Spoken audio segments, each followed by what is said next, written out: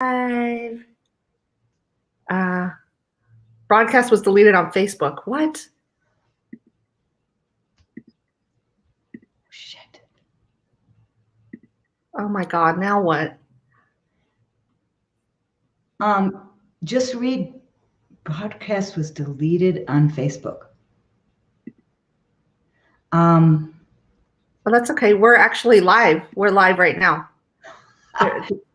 Yeah, so technological challenges. I don't understand why it's still Mercury retrograde, but we're on. Great. Hi, Amara. Hi, Zoe. How's it going? Fantastic. What a day. I'm so glad we're talking about communication. Well, I am real. It's the thing, right? If you don't have it, you don't get anywhere in life, right? What a lovely surprise to go on live, and we were all like, communication. Okay, so welcome everyone. It is Felici Friday. We had a beautiful technological challenge to get us to this point right now, and I'm excited to introduce you guys and have our speaker today, our coach, Amara Charles, which it's going to be a really, really interesting conversation. And Amara, you can tell us a little bit about yourself, but the whole point of today is the real reason why you're not being heard.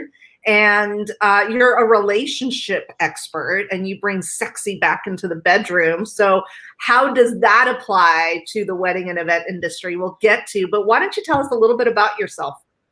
Well, hi, everyone. I am Amara, and the thing that I love to do most in life is to ignite passion back into people's relationships, into their lives. And then, of course, it ripples out into all the events that they do in life. So I'm so excited to expand our conversation because one of the best parts about relationships are things like the special occasions, the weddings, the birthdays, the graduations, and all of those things. And these are the milestones that really matter in people's relationships, because this is what we live for. This is what we remember. And everything comes down to how we communicate and how we listen. So I'm very excited to talk with you about this subject today. Yep. And, while we were preparing for this, communication is so essential in the industry that I work in, right? We are dealing with a gift, a talent, putting on events. It's a very scary scenario for a lot of our clients, whether we're doing weddings and it's couples and they're spending a lot of money and they're fighting and they're trying to keep their bearings on, or they're fighting either amongst each other, with each other, trying to figure out the scary place of wedding planning, or there's finances involved, emotions that are charged, there's families. Like, you're throwing all these external fireballs, if you will, into this wedding planning. And also, I mean, on the corporate and the event side of stuff, that you have people who aren't familiar with what we do. You're spending a lot of money and throwing caution to the wind that something's going to happen, like you have in your brain. So creating something out of someone's vision, out of someone's brain, is all about communication. You can't do it if you're not crystal clear on what is the outcome, right? Absolutely. And the same goes for relationships. Unless you are crystal clear on your commitment and ability to take command in the relationship and be the one to begin shifting the communication, what happens is that the conflicts never end. The conflicts will come and go. I like to say, well, life is going to include conflict. We're not going to eliminate all miscommunication, all conflicts, or all fights. So the biggest reason that people come to see me is because usually they're knee deep in some kind of conflict. Now, some kind of fight, some of us fight where we brood and we shut up. And so we stop the communication and we put ourselves in a shell and we retreat. And then, of course, it bubbles up and we bottle it up inside. Mm-hmm. Then some of us are like we just let it out and it comes out of the blue. And it's like there's a red flag in front of the bull, and we're charging and we're going, and we've got something that we don't like. There was a promise made, something didn't happen the way we wanted to. And I'm sure, of course, that happens all the time in events, right? Where you got all these plans, you got all these expectations, in my field, like, okay, we're going to have a date night, or we're going to make love. And you said you do this, and, hey, I'm sitting here alone by myself, and it's the second week in a row. And you said, you said we were going to go out, and something always is more important than me. And I'm always the last priority. And pretty soon you feel unheard, and you say things, and when we get into conflict, we usually try to say it louder, as if that is going to be effective, and we know it's not effective. Mm-hmm. And so then we end up saying things that we regret. I think everyone listening has had things come out of their mouth that they regret later, and then you try to make up and promise not to do it again, but then it happens again. And of course, this cycle of miscommunication and feeling unheard, it's what takes down relationship. It destroys relationships, and it's a trap. Mm-hmm.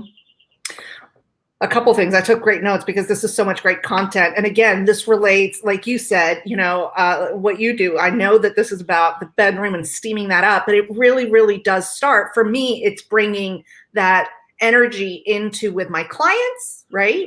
And with vendors as well. And something that you talked about is that I can relate to is that some people retreat, they create a shell and they let it bubble up inside. And I know something that I've fallen victim to being in the service industry, being in hospitality and 5-star resorts. I was taught the client's always right, the client's always right. So that led me to, once I was an entrepreneur, to just think I had to shut my mouth and deal with it. And here I have this resentment. But lo and behold, that person can feel that resentment. If I don't, and it's my job to say, hey, I feel like something's not jiving here. Is everything okay? But I don't, or I hadn't before. It was a hard lesson to learn because I just felt like that was my duty as a business owner, as the person providing the service. And I think there's people watching who have fallen victim to that they think they're doing someone, the client, or another vendor a service by not saying anything.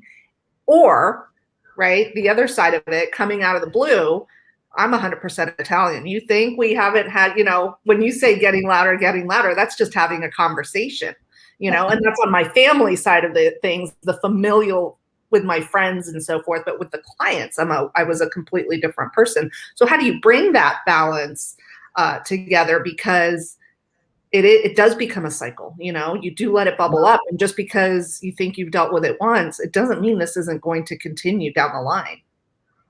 Wow. I mean, if you translate what you just said into relationship, it's like, I shouldn't say anything. Well, I might hurt my partner, and, some may carry, oh, well, my partner's always right, and I shouldn't rock the boat. Or like you said, you come from a family or whatever, and it's full go. And both of these are recipes for disaster. Mm-hmm. And you asked, okay, so what shifts this? What changes this? Well, the first thing is you really got to know what you want. And maybe in your case, you want a successful and beautiful and lovely and loving event, right? And that's the goal, whatever it is. It's the same thing in relationships. And if the goal is in your heart, you really do want passion. You want to ignite that fire. You want to feel that sweetness, that intimacy, that tenderness. Mm-hmm. Well, of course, we all want passion and connection, and we want to feel wanted by our partner, right? Well, it's important to really remember what you want. The second thing is that 99 times out of 100, by the time it gets into some conflict where things are starting to get crazy and wild, what's happening is that you're getting into emotional overload. That thing that you want, that passion, it's gone. I mean, it's nowhere in the realm of your mind. So you're not thinking about, oh, I really want to be passionate. You're just thinking about whatever. And the pot is boiling over and you're upset and you're mad. And either you're sucking it in and holding it in and sucking it up, repressing and not saying anything, or you're just lashing out. Okay. Either way, you are on emotional overload. And let me just explain what I mean by emotional overload. You could measure your heart rate. It would be off the charts. Your blood is churning up, and your breathing is shifted, and you can't breathe, and you see red in front of you. Well, even though it may seem obviously, but in this place of emotional overload, when your whole physiological system is on overload, nothing good can happen in that place. Absolutely. You know what I mean? Nothing good can happen in that place. And so the first thing I share with people is, number one, to recognize this, that both parties, not one, not the other, and even the one that's sitting there and saying, well, could you just calm down? Guess what? They are in emotional overload as well. Okay. And so this one recognition can literally save your life. And I'll tell you a story about that later, because this one recognition of like, hey, this is not the place from which we are going to solve anything. Right. Does that make sense? Right. So yeah, 100%. No one remember what you want. So number one, if you don't know what you want, you start getting frustrated. If you don't remember what you want, you're never going to get there. And then if you don't put those two together, I think the third one is communicating what you want without having to tiptoe around, right? So keeping your focus on the goal. What is that goal? Sometimes we're short-termed on it, where it's like, listen, my goal, if I were to talk to a client, my goal is to make sure that you get exactly what you hired me for. So if me getting there isn't what you had in mind, doesn't mean we're not going to get there. If there's something that I do that puts doubt in your mind, let me know. Let's communicate about this, because oftentimes it's the not talking about it, the ignoring it, the letting it fester, thinking that things are okay, that lead to either the blow up or the, oh God, I just don't even want to deal with this person, right? I'm sure you've heard the term bridezilla. I don't think bridezillas are just crazy people. I think that there's things that happen, or groomzillas, even things that happen along the way towards that planning that create this sort of frustration, and then they blow up. And sure, maybe some people have high expectations, but who doesn't in relationships, right? Right. And I agree with you that really the thing that I hear most often, by the way, both from men and women, is that feeling that they're not being heard. And when you are in a conflict of any kind, that's exactly what happens. And then we don't feel respected. And then it just goes all down the drain, and I don't matter. Okay. And the pain and the hurt of it is that the feeling that we don't matter, that what I say doesn't matter. And you start screaming, and you get mad because, like, I said this before, I've said this 100 times, and you don't listen, and you're not hearing me. Okay. And so how it happens with events, I'm sure is the same thing, that the bottom line is that something doesn't go as expected. There's a feeling of, you're not getting me.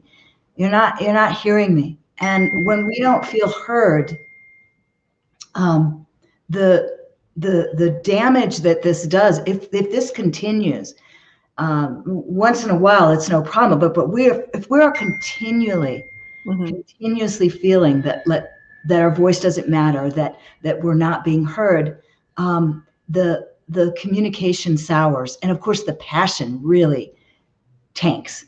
Okay. Right. So there's no getting into a beautiful, passionate, beautiful event without really beautiful communication. And I just want to comment on one thing that you said, because you said once you realize that, you're in an emotional overload, there's something really important before you can have communication. Okay. Because a lot of times, you just try talking out, and it's my point of view and your point of view, and this is what I said, and you get really in your head. And so I think the most important thing is really a simple solution, and that's to take a time out, a pause, take care of yourself. Take a breath, take a walk, calm down. Okay. Right. And I don't know about you, but well, you said you're Italian, so I guess how do you like it when somebody says, "Could you just calm down? Could you just calm down? Can we have a rational conversation here?" As a woman, I don't know any woman who appreciates that, and I've been told that by men before, pretty recently, like a couple of years ago, like, "Hey, calm down," and it's like, "Are you kidding me?" I went from a level 10 to a level 1,000 just with that comment, right? I just was like. I was like the bull, like fury was coming out of my nose. Nobody wants to be, and that really puts people into shutdown. Then you really don't want to communicate. Then you're really not listening. Now neither party is listening versus, hey, let's figure this out. What is it? What's our intention here? Right? You said it. Absolutely. There's this like magical word that you just said. Let's. Hey, can we take a pause instead of, "Hey man, I can't take this anymore. I got to take a break. I can't stand you yelling at me. I." Okay. That little magical word. "Hey, I think we could use a break. Let's come back in about 10 minutes. Okay. And that communication, that little magical word is just amazing. Okay. And this is what leads to us taking some part of the puzzle. It's not all us versus them. I'm right, you're wrong. It's all of a sudden now, hey, can we calm down? Can we take a break? Can we come up for a solution? Can we have a different conversation? Okay. Instead of, you got to stop yelling at me and don't tell me to stop yelling. Okay? And so, yeah. And it's interesting because, what I have right there, why is communication difficult? It really has to do with ego. And it has to do with those two words, you and me. You're not listening to me. You are not listening to me. That's it. I need you to calm down. And when you're constantly in the IU zone, nothing's getting done. Nobody's listening. Nobody's being heard.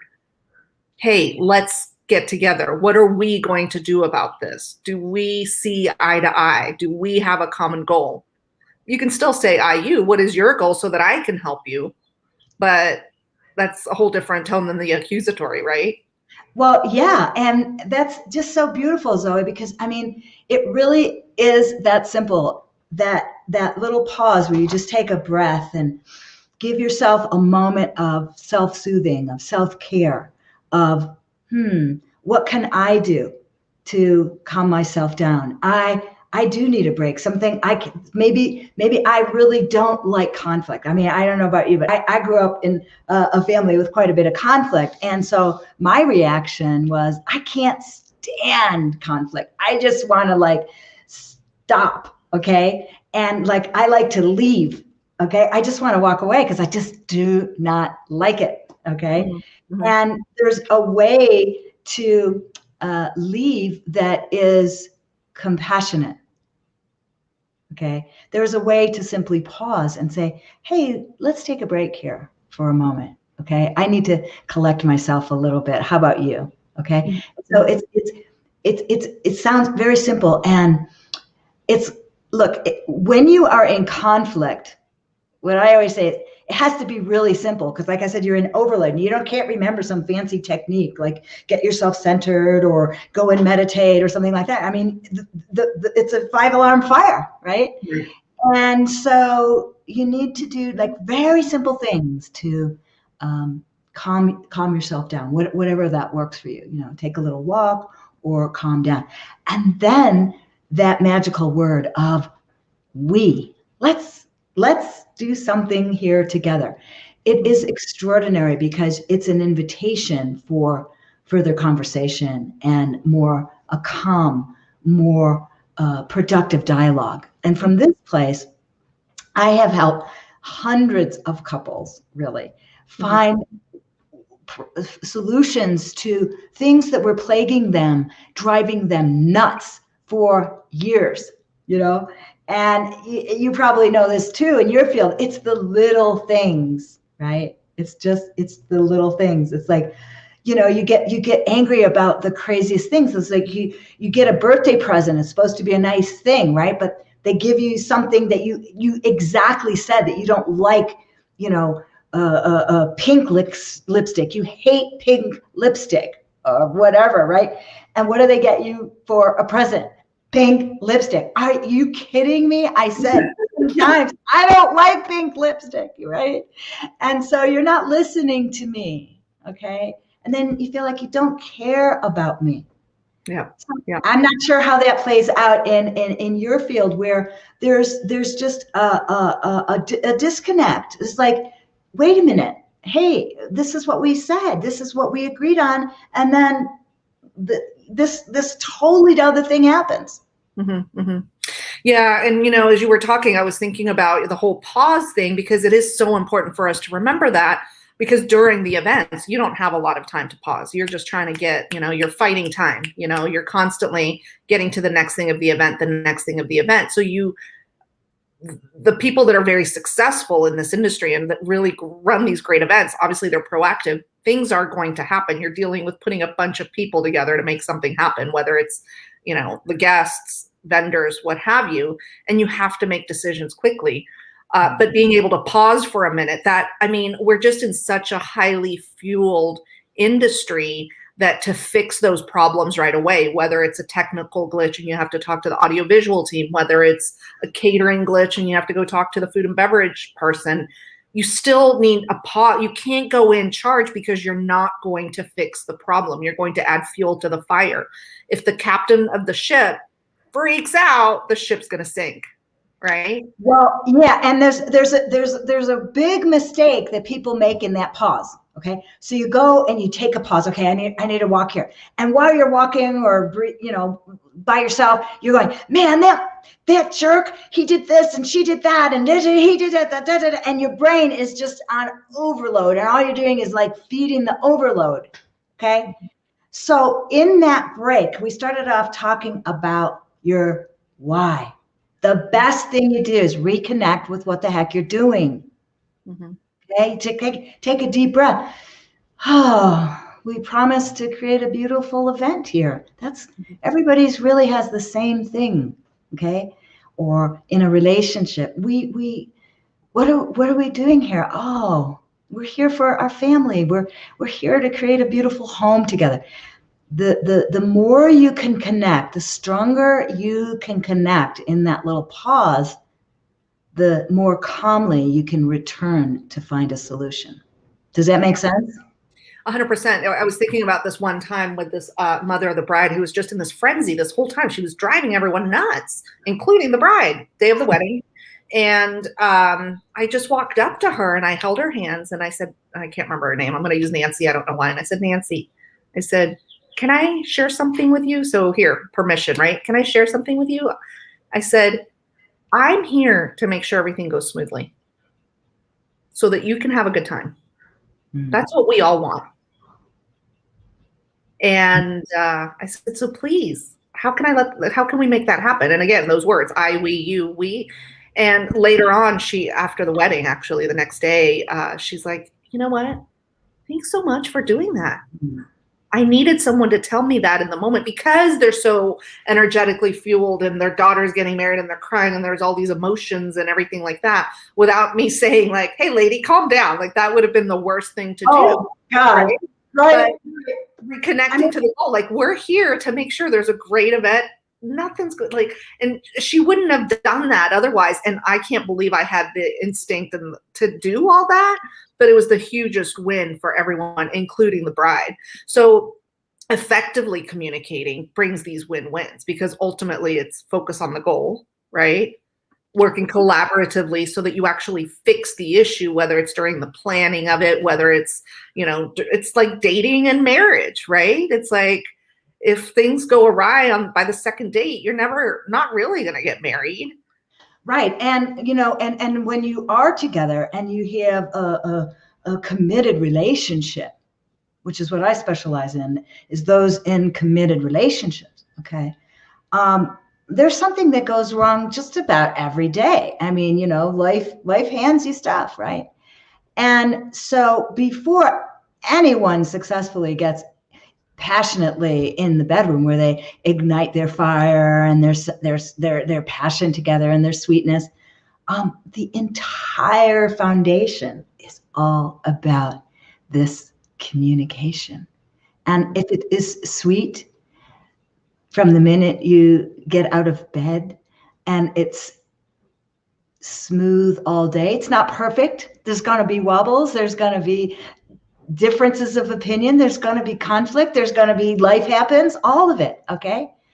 The difference is, and that was so beautiful, that simple thing that you said to this lady, can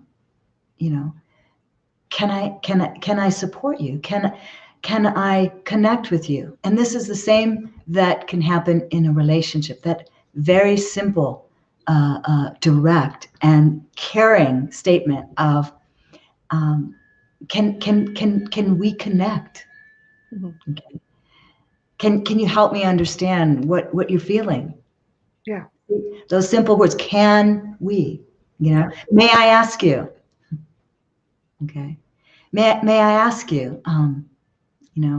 May I ask you, how is it that you got me the pink lipstick again? I actually have two of them already that you gave me for other occasions. May I ask you? Right. How is it that you think that I really, really like pink? Okay. Because what happens is, if you get pissed off and you say, man, I can't believe it, you got me pink. I mean, and this is a silly example, but you got me this again. Okay. What happens is the brain shuts down, and that's why they forget.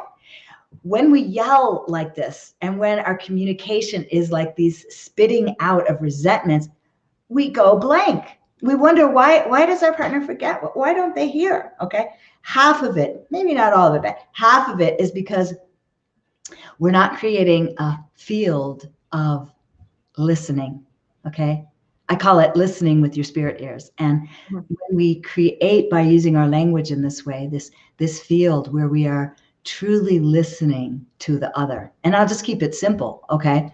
So if you feel like you are not being heard, one of the best and quickest, most rapid ways to turn this around is, and this might sound crazy, but it's actually to listen to your partner.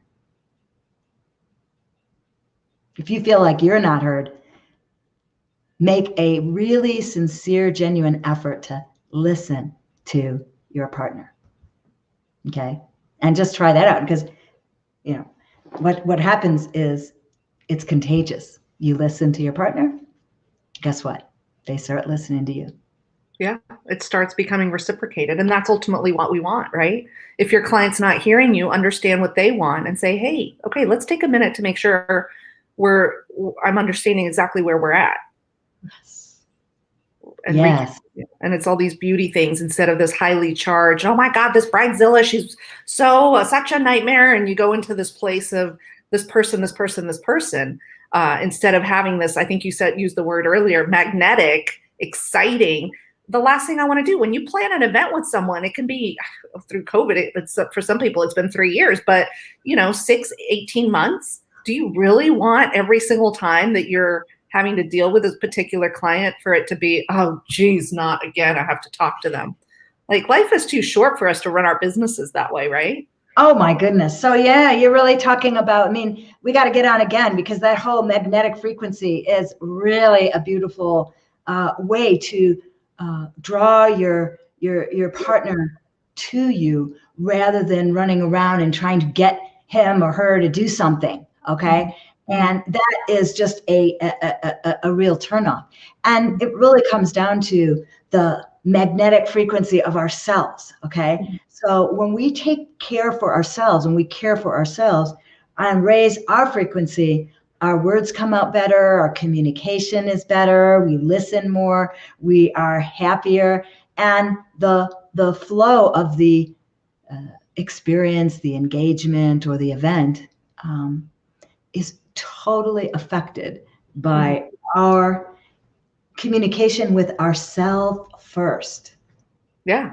And it's so much easier because then you're influential, right? Yeah. Yeah. That sounds really great. Well, I really enjoyed our conversation, and I feel like we could do another 10 of these. This is like, wow. And communication is key. I mean, in business and relationships, whether it's in bed or in the boardroom, like it's really the secret to success. So I really, really enjoyed today. I think there's so many wins here for everyone. Yeah, go ahead. Well, I just wanted to say that, I'm gonna be posting our talk on my event. So I'd love to hear a little bit, really, just what exactly is it that you do? Oh, me, myself, and I? Yeah. Oh, okay. Yeah, I tell people what to do. So imagine how effectively I need to communicate. I'm Italian. I tell people what to do. No, I mean, I run a couple businesses, but they're all wedding and event related. So I'm a coach for wedding and event professionals who can uncover consistent 5 figures per month. How do you do that? Through communication. And I mean, everything we talked about. What's the expectation? What do you want? What's the why? And how do you get there? Because you can't do it alone. You have to do it with other people. So that's why communication is key. So fantastic. Yeah. Well, it has really been a pleasure, Zoe. And I really enjoyed learning a little bit about what you do, and also to share this with my viewers as well. And so I look forward to hopping on again with you in the future at some point.